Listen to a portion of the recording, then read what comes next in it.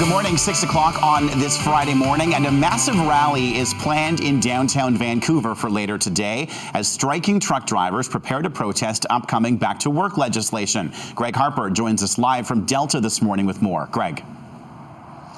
Good morning, Kyle. We're outside a picket station here, this one on River Road in Delta. There will be another picket line up here this morning. We saw a large rally yesterday in Vancouver, just outside the entrance to Port Metro Vancouver.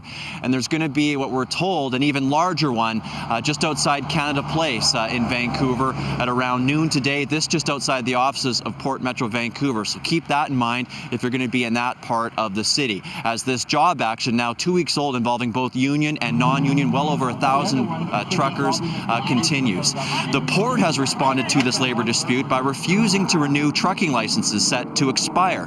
Meanwhile, the provincial government is preparing back-to-work legislation that could be introduced as early as Monday, this applying to unionized truckers. Truckers are maintaining that they need better rates and shorter wait times and are saying a negotiated settlement is the only solution here. So again, this is a large rally, a protest as well, that is planned today at noon outside Canada Place, outside the offices of Port Metro Vancouver. So keep that in mind. There may be some traffic disruptions at that time. Kyle? Greg Harper live for us this morning in Delta. Greg, thanks for that.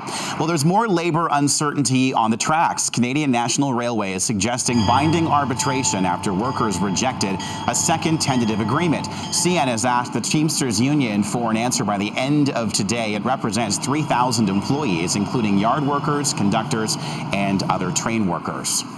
A man is in custody after an overnight standoff at a Coquitlam motel. The man was reportedly armed with a knife. He barricaded himself inside a room at the Sleepy Lodge Motel on Clark Road and was allegedly threatening to kill police. The emergency response team was called in. After knocking down the door and using a flashbang grenade, crews were able to apprehend the man after about 3 hours. There's no word yet on charges. Police say there weren't any serious injuries. WorkSafe BC is now handling the investigation of a fatal accident at a West Vancouver construction site.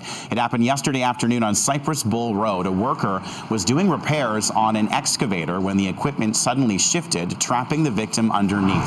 Paramedics arrived, but the 56-year-old man from Burnaby was pronounced dead on the scene. His family has been notified. West Vancouver Police Victim Services is working with them and his co-workers. Crews continue to scour one of the most inaccessible regions of the planet for a missing passenger jet. There's still no sign of Malaysia Airlines flight MH370 off the southwestern coast of Australia.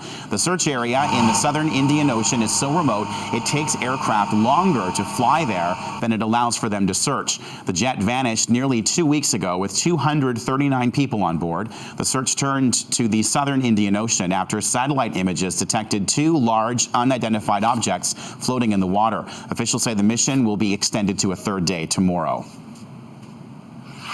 Russian President Vladimir Putin has signed bills completing the country's annexation of Crimea. It was passed this morning by the Russian Parliament's upper house just days after it was ratified by the lower house. Canada and other Western nations are protesting the annexation by imposing sanctions against Russian officials, including members of Putin's inner circle.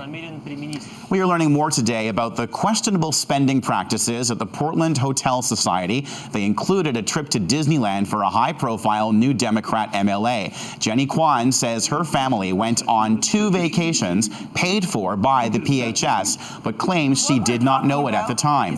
Kwan says her ex-husband, Dan Small, assured her it was paid for out of his pocket. Small was part of the PHS leadership, including top executive Mark Townsend, who was forced out this week.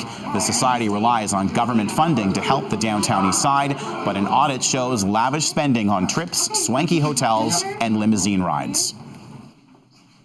I don't think anyone accepts this kind of behavior, and it's particularly, I think, when you're dealing with a very, very vulnerable population.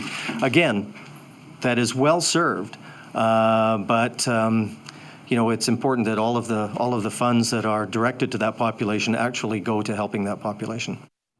The PHS has an interim board of directors, including members of BC Housing, and Vancouver Coastal Health Chief Health Officer Patricia Daly is among them.